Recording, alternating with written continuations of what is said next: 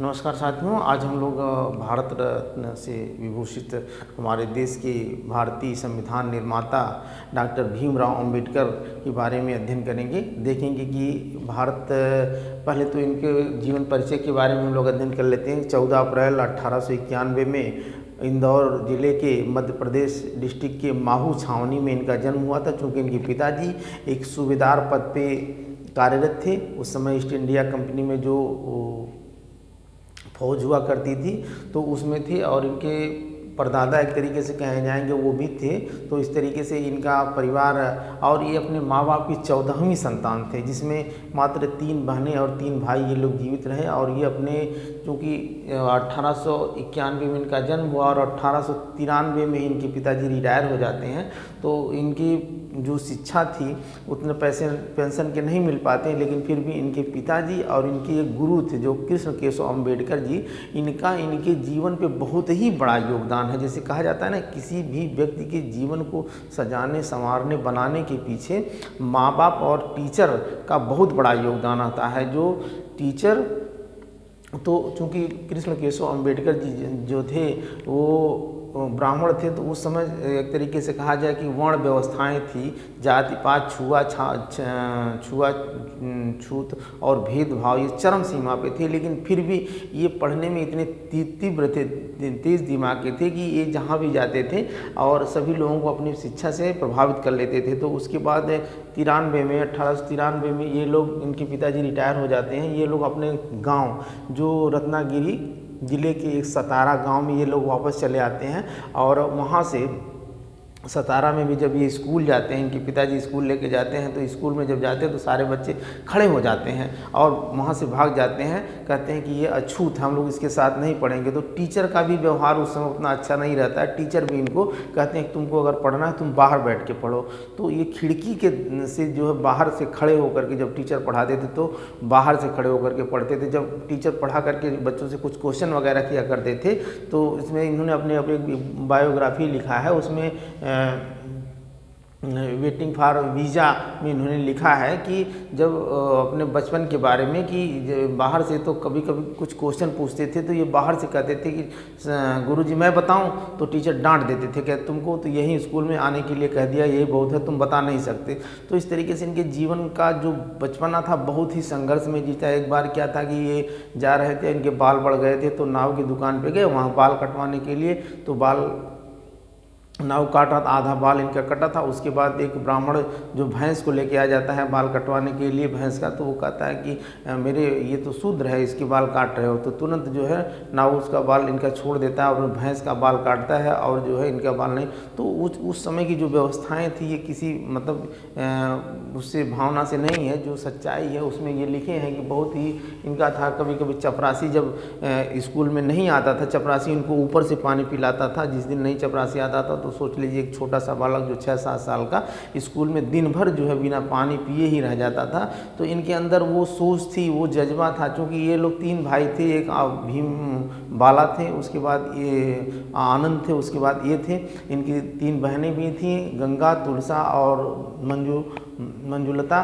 तो इस तरीके से 14वीं सत्तान में ये 3 भाई और 3 बहनें ही बचे थे, बाकी लोग जो है की डेथ हो गई थी। तो इसके बाद आप देखेंगे कि ये अपने गांव सतारा चले आते हैं 1894 में। फिर उसके बाद वहाँ से इनकी शिक्षा दीक्षा होती है। फिर वहाँ पे बड़ा भेदभाव रहता है, गांव वाले और समाज इनको बहुत एक तरीके से परेशान करता है। तो वहाँ से भी ये लोग बम्बई चले आते हैं 1897 में। बम्बई में आते हैं तो वहाँ से इनकी शिक्षा दीक्षा होती है। वहाँ भी काफ़ी संघर्ष इनको करना पड़ता है। और चूँकि उस समय की जो व्यवस्थाएँ थी, लेकिन ये जो है समाज का आकलन करते हैं, देखते रहते हैं कि समाज कैसे है, हम इतने टैलेंटेड हैं फिर भी पढ़ाई नहीं छोड़ते। इनके पिताजी इनको बचपन से ही अच्छी अच्छी किताबें, जैसे रविंद्रनाथ टैगोर की हुई, शेक्सपियर की हुई, अच्छी अच्छी किताबें खरीद करके, जितना भी पैसा रहता उसी पैसे में खरीद करके किताबें ला के देते रहते हैं। फिर ये इनकी इनके माता का नाम आप जानेंगे कि भीमाबाई था और पिताजी रामजी मालोजी सकपाल थे और इनकी पत्नी का नाम रमाबाई था। और इनकी पत्नी जो है 1906 में इनकी शादी हो जाती है और 1935 में इनकी पत्नी की डेथ भी हो जाती है कम समय में ही, क्योंकि ये विदेश पढ़ने चले जाते हैं और उस समय गरीबी के कारण या इलाज के अभाव में इनकी पत्नी की डेथ हो जाती है। तो इनकी जीवन को आगे बढ़ाने में इनकी पत्नी का भी बहुत बड़ा योगदान है, इनकी माँ का भी बहुत बड़ा। इनकी माताजी बचपन में ही डेथ हो जाती है, तो इनकी पिताजी दूसरी शादी करते हैं जीजाबाई से, तो वो भी इनके साथ बहुत बुरा व्यवहार करती है। तो ये अपनी माता की साड़ी जब अपनी दूसरी मतलब अपने सौतेली माँ को पहनते हुए देखते हैं तो इनको बहुत दुख होता है, अपनी माता को ये बहुत याद करते हैं। तो ये सारी चीज़ें इनकी ऑटोबायोग्राफी से मिलेंगी।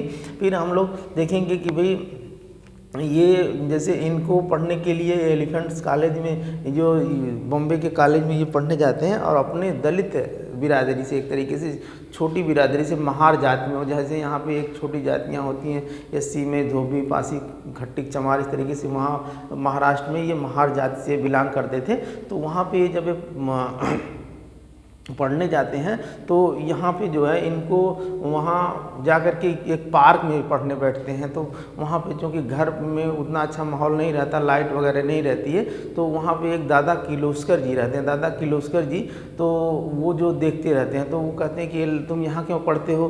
तो वो बताते हैं कि अम्बेडकर जी बताते हैं कि भाई मैं अछूत हूँ, मैं गरीब हूँ, मैं छोटी जाति का हूँ। तो वो कहते हैं मैं इस समय में विश्वास नहीं करता, तुम चलो मैं अपने घर ले चलता हूँ। अपने घर ले जाते हैं, उनको भगवान बुद्ध की किताब देते हैं, क्योंकि ये बहुत बड़े कवि और लेखक भी रहते हैं किर्लोस्कर जी, दादा किर्लोस्कर। और ये उनसे प्रभावित होकर के, दादा किर्लोस्कर जी से प्रभावित होकर के जो है जब उनके साथ रहते हैं और उनके फिर ये दादा किर्लोस्कर जी देखते हैं कि ये लड़का तो बहुत प्रतिभाशाली है। फिर उस समय जो इनको पढ़ने के लिए जो बड़ौदा के नरेश रहते हैं छात्र, अरे ये साहू जी नहीं, ये सयाजी राय गायकवाड़ जो बड़ौदा नरेश के यहाँ जाते हैं, तो स्कॉलरशिप का एक जो है के माध्यम से जो बच्चा पढ़ेगा उसको स्कॉलरशिप मिलेगी। तो 25 रुपये स्कॉलरशिप के से ये है एक महीने की, ये विदेश पढ़ने के लिए जाते हैं और वहाँ से पढ़ करके कोलंबिया यूनिवर्सिटी से पढ़ करके जो है ये एमए और पीएचडी की डिग्री लाते हैं। फिर बाद में ये लंदन से जाकर के एमएससी डीएससी करते हैं। अब आप समझ लीजिए कि कोई भी लड़का, मतलब कि सोच लीजिए कि जो लड़का आर्ट ग्रुप का तो आर्ट ही पढ़ेगा, जो साइंस का साइंस ही पढ़ेगा, लेकिन इनका दिमाग इतना बड़ा रहता है कि आर्ट को भी पढ़ते हैं, साइंस को भी पढ़ते हैं, यानी इकोनॉमिक्स में भी इनके पास पीएचडी की 4 डिग्रियाँ रहती हैं और इस तरीके से 32 डिग्रियाँ इनके पास है, 9 भाषाओं का इनके पास ज्ञान है। तो और इनके थोड़ा सा जान लेते हैं कि जो इनका नाम है अम्बेडकर कैसे पड़ा। इनके एक गुरु थे, हालांकि अम्बादावेकर इनके गांव का नाम था, तो थोड़ा टेढ़ा लगता था। जब इनके स्कूल में इनके टीचर ने कहा कि तुम्हारे सरनेम क्या रहेगा, तो इनका नाम बचपन का भीमराव था, तो ये कहे कि भीमराव रामजी सकपाल। तो इनके गुरुजी कहे कि भाई सकपाल ऐसा नहीं लग रहा है, तो कहे तुम मेरा नाम। तो इनके गुरुजी थे कृष्ण केशव अम्बेडकर, जिनके गुरुजी थे वो भी बहुत पसंद इनको करते थे, इनकी प्रतिभा को जो है बहुत लाइक करते थे। और उस समय हालांकि वो ब्राह्मण जाति के थे, फिर भी जैसे कुछ लोग भी अच्छे होते हैं, ऐसा नहीं कि सभी लोग जो है वो होते हैं, सभी लोग में कुछ लोग अच्छे होते, तो वो उनसे वो काफ़ी प्रभावित हुए थे कृष्ण केशव अम्बेडकर जी से। तो अम्बेडकर जी अपना नाम दिए थे, कहीं कहीं लिखा मिलेगा कि अम्बादावेकर गांव के नाम से इनका नाम अम्बेडकर पड़ा।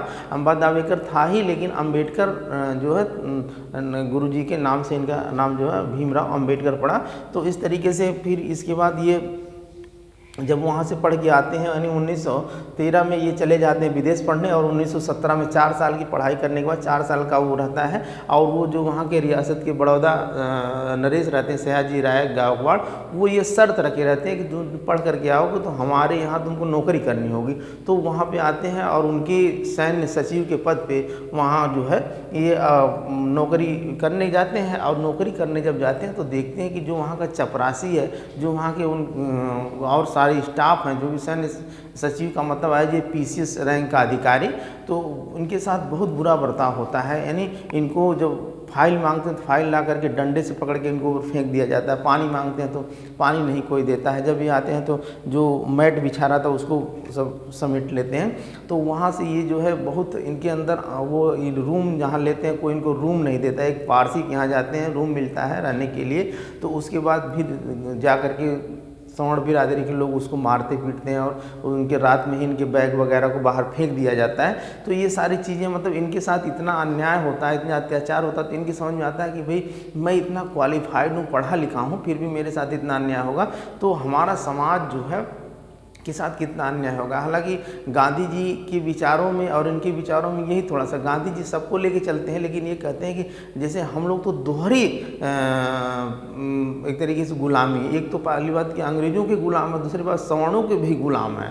तो गांधी जी कहते हैं नहीं हम लोग एक हिंदू हैं, तो ये कहते थे हम लोग तो हिंदू नहीं मानता, मुस्लिम नहीं मानता, हम लोग तो मतलब इस तरीके के। तो इनका विचार था कि हम लोगों को आज़ादी कैसे मिलेगी। फिर इस तरीके से ये वहाँ से भी छोड़ देते हैं, इस्तीफ़ा दे देते हैं क्योंकि इनके साथ बुरा बर्ताव होता है।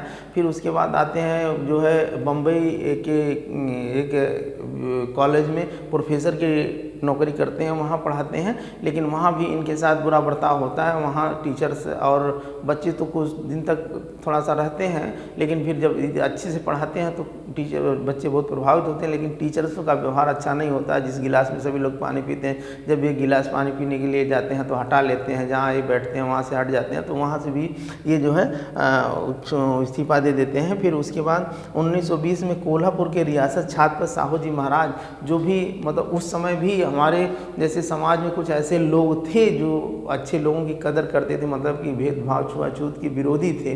तो ये जो थे इनसे मिले और इनको कहे कि तुम अपने विचारों को किसी पत्रिका के माध्यम से, किसी पुस्तक के माध्यम से प्रकाशित करते। इन्होंने एक मूक नायक पत्रिका का प्रकाशन किया, फिर एक सभा का भी आयोजन किया 1920 बहिष्कृत हितकारिणी सभा का आयोजन भी करते हैं। तो इस तरीके से ये इनका ये था। और फिर इसके बाद इनकी वेटिंग फॉर वीज़ा में अपनी पूरी जीवनी जो है लिखते हैं। हु वाज शूद्रा, शूद्रा में मतलब कहते हैं कि हम लोग शूद्र हैं, जैसे हम लोग ने बताया, मतलब कि इन्होंने बताया कि हम लोगों को शूद्र बनाया गया, ब्राह्मण क्षत्रिय वैश्य शूद्र। अब ये देखेंगे कि ये कहते हैं कि जैसे मैक्स मूलर की एक बुक्स है जिसमें ये बताते हैं कि जो आर्य थे, विदेशी थे, तो ये इसका विरोध करते हैं, कहते हैं ऐसा कुछ नहीं है, शूद्र यहाँ के भी राजा थे जैसे ब्राह्मण क्षत्रिय वैश्य। यानी पहले आप देखेंगे जैसे वेदों का भी अध्ययन अगर लोग बताते हैं करते हैं तो कहते हैं उसमें शूद्र जो थी वो बाद में जो है जोड़ा गया है, हालांकि शूद्र कोई था ही नहीं, ये तीन ही वर्ण थे, ब्राह्मण क्षत्रिय वैश्य ही था। तो जो शूद्र थे वो भी क्षत्रिय थे। तो हुआ शूद्रा, इनकी बुक्स पढ़ेंगे तो ये उसमें कहते हैं शूद्र भी एक क्षत्रिय थे। जो आप देखेंगे कि पहले की भी जो महापुराण मतलब गाथाएं हैं उसमें में क्षत्रियों और ब्राह्मणों में काफ़ी युद्ध चलता रहता है अपने वर्चस्व को लेने के लिए। तो शूद्रों जो क्षत्रिय जो है ब्राह्मणों का विरोध करते हैं उनको वो जो है शूद्र बना दिए। जैसे आप 7 की किताबों भी पढ़ेंगे तो वहाँ भी इस तरीके का है। तो अब किताबों में जो लोग भी लिखे हैं इस तरीके से। फिर उसके बाद संविधान में इनका क्या योगदान होता है, संविधान में इनका ये योगदान होता है कि ये जो है जो जैसे एक संविधान निर्माता तो इनको कहा जाता है, एक के.वी. राव जी थे जो कहे कि ये संविधान के जनक और जननी भी हैं। कभी कभी क्वेश्चन आता है कि किसने कहा था कि बाबा साहब संविधान के जनक और जननी भी थे, तो के.वी. राव जी थे। और अब देखेंगे कि जब कैबिनेट मिशन आया तो उसमें ये था कि अंग्रेज़ों ने कहा कि भाई 1900 जब हमारा देश आज़ाद होने वाली बात आई तो अंग्रेज़ों ने कहा कि आप जो है अपना संविधान बना के दिखाइए कि संविधान कैसे बनेगा। तो फिर उसके बाद ये हुआ कि सभी लोगों ने भाई जगह जगह से जितने भी रियासतें थी पूरे देश के लोगों ने अपना अपना जो है वो था, तो 389 लोगों ने मतलब सदस्य बने, जिसमें ये था कि सभी लोग अपने अपने जगह से जीत करके आए। तो बाबा साहब भी सदस्य बनने के लिए जो उस समय जो है अम्बेडकर जी भी सदस्य बनने के लिए मतलब वहाँ से बॉम्बे से जो है चुनाव लड़े। लेकिन बॉम्बे से जब ये चुनाव लड़े तो जितने भी अदर मतलब पार्टियां कह लीजिए या अदर सवर्ण लोग थे उस समय तो यही लोग थे, तो ये लोग जो है इनको हराने के लिए एकदम लग गए, तो इनको जो है हरा दिए, वहाँ से हार भी गए। फिर इसके बाद ये हार तो मानने वाले थे नहीं, क्योंकि शुरू से ही संघर्ष करते थे और शुरू से ही झेलते थे कि भाई जीवन में अगर कुछ करना है तो संघर्ष करना ही करना, शांत बैठने वाले नहीं थे। फिर इसके बाद बंगाल से गए तो वहाँ पे जो है जोगेंद्र मंडल जो है वहाँ के थे, तो वहाँ से ये बात किए, तो वहाँ पे जो है बंगाल से ये चुनाव लड़े, तो बंगाल से ये चुनाव जीत गए। जब बंगाल से ये चुनाव जीत गए तो वहाँ से भी चुनाव जीतने के बाद फिर इन लोगों को ये बात नहीं पची, जो उस समय की जो राजनीतिक पार्टियाँ थी, बड़ी बड़ी जो बड़े बड़े नेताओं थे, चाहे गांधी जी को कह लें, चाहे जवाहरलाल नेहरू, चाहे वल्लभ भाई पटेल, जो भी लोग भी थे, तो इन लोगों को हराने के लिए ये लोग क्या किए कि उसको बांग्लादेश में अलग करवा दीजिए। तो वहाँ से भी जो है ये बांग्लादेश में अलग हो गया, तो वहाँ से भी कि इनको संविधान सभा में शामिल ही न किया जाए। फिर उसके बाद देखिए क्या होता है, जब लास्ट में ये हुआ कि अब संविधान लिखेगा कौन, गांधी जी, अंबेडकर जी, वल्लभ भाई पटेल जी, सभी लोग बैठ करके चिंता करने लगे। तो सभी लोगों ने कहा कि यार अब तो अंबेडकर जितना कोई पढ़ा लिखा है नहीं, बिना अंबेडकर के संविधान लिखा ही नहीं जाएगा। जब तक संविधान लिखा नहीं जाएगा तब तक अंग्रेज हम लोगों को मुक्त नहीं करेगा, क्योंकि अंग्रेज ये चैलेंज दिए थे कि आप लोग अपना संविधान लिख करके दिखाइए कि हम लोग अगर यहाँ से चले जाएंगे तो आप कौन सा संविधान लागू करेंगे, कौन सा नियम लागू करेंगे। तो फिर उसके बाद वहाँ देखिए क्या थे, एक BN राव जी जो बहुत बड़े लीडर्स थे और बहुत बड़े समाज सेवी भी थे, जिनसे बाबा मतलब अम्बेडकर जी से काफ़ी लगाव था। ये डॉक्टर राजेंद्र प्रसाद जी से कहते हैं कि आप क्या करिए कि उस समय BG खेर, बाल गंगाधर खेर जो है PM हुआ करते थे, कहाँ के, महाराष्ट्र के। तो वहाँ के महाराष्ट्र के जैसे इस समय CM होते हैं, तो वहाँ से उस समय PM हुआ करते थे। तो वो कहते हैं MR जयकर को, मुकुंद राव जयकर, यही मुकुंद राव जयकर हैं। जब आप देखेंगे कि जो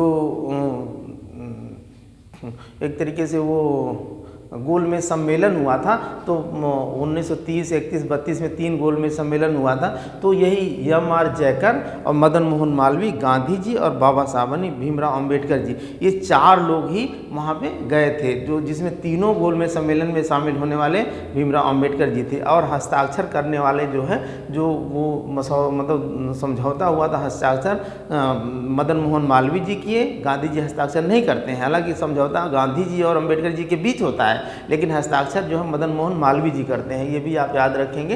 तो फिर ये कहते हैं, BN राव जी कहते हैं राजेंद्र प्रसाद जी कि अगर अंबेडकर जी नहीं आएंगे तो संविधान लिखा नहीं जाएगा, और संविधान लिखा नहीं जाएगा तो अंग्रेज सब यही कहेंगे तुम लोग अपना संविधान लिख नहीं पाते हो, तो फिर चलाओगे कैसे। तो ये बात जाती है डॉक्टर राजेंद्र प्रसाद के पास। राजेंद्र प्रसाद दबाव बनाते हैं BG खेर को, BG खेर कहते हैं MR जयकर को, ये वहाँ के जो है उस इनके मंत्रिमंडल में रहते हैं। और मुकुंद राव जी इस्तीफा देते हैं, और जब ये इस्तीफा देते तो वहाँ से जो है भीमराव अंबेडकर जी चुने जाते हैं। जब भीमराव अंबेडकर जी वहाँ से चुने जाते हैं, फिर हालांकि फिर बाद में चुने जाते हैं, और चुन करके जब आते हैं तो फिर वो सदस्य बनते हैं, तो एक प्रारूप समिति बनती है, प्रारूप समिति के सदस्य हो जाते हैं। मनी अम्बेडकर प्रारूप समिति के अध्यक्ष होते थे डॉक्टर भीमराव अंबेडकर, और उसके बाद 6 सदस्य और होते हैं, मतलब 7 सदस्य मिल करके NG अयंगर, BN मित्रा, KM मुंशी, कृष्ण स्वामी अयंगर, मोहम्मद सदुल्ला, डॉक्टर DP खेतान। तो इस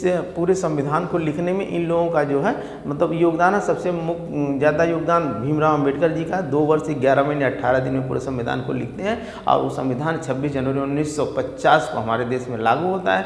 और इस तरीके से बहुत सारी इनकी रचनाएं हैं। और ये जब आ रहे थे वहाँ से, तो अब समझ लें कि आप जब ये पढ़ करके आ रहे थे 1917 में, तो वहाँ से जर्मनी वालों ने इनकी एक पनडुब्बी, इनकी किताबें लदी हुई थी, अमेरिका से कोलंबिया यूनिवर्सिटी पढ़ के आ रहे थे, इनकी पनडुब्बी डूबा थे, बहुत सारी किताबें इनकी डूब भी गई, लेकिन लोगों में हल्ला मचा कि अम्बेडकर जी डूब गए, लेकिन अम्बेडकर जी बच गए। तो नॉलेज तो बचा रहेगा नहीं। अम्बेडकर जी का शिक्षा के क्षेत्र में यही था कि शिक्षित बनो, संगठित बनो और संघर्ष करो अपने समाज के लिए। हालांकि ये नहीं कहा जा सकता कि गांधी जी केवल दलित समाज के लिए, अरे बाबा साहब कह रहे हैं गांधी जी यानी बाबा साहब जो है केवल दलित समाज के लिए काम किए। पहले तो वो दलित समाज के काम किए, भाई आदमी जो गिरा हुआ पहले उसी को ना उठाएगा, जो शोषित है, दलित मतलब एक तरीके से दबा कुछ है उसको उठाएगा। लेकिन अब पूरे समाज की बात करते हैं। अगर कहा जाए तो महिलाओं के लिए जो है हिंदू कोड बिल में इन्होंने इस्तीफा दे दिया, और प्रथम जो हमारा देश आज़ाद हुआ तो प्रथम ये हमारे देश के कानून मंत्री भी बनाए गए, पंडित जवाहरलाल ने उनको बनाए। और उस समय हिंदू कोड बिल जैसे महिलाओं को समानता, स्वतंत्रता और ये सारी चीज़ें जो आज प्रसूता अवकाश वगैरह मिल रहा है, अम्बेडकर जी की देन है। शिक्षा के क्षेत्र में महिलाओं को लाने का अधिकार इन्हीं का है। तो इस तरीके से इन्होंने मतलब बहुत ज़्यादा योगदान दिया समाज के लिए, और बहुत सारी इनकी चीज़ें हैं जो आप और किताबों के माध्यम से अध्ययन कर लेंगे। तो आज के लिए इतना ही, धन्यवाद।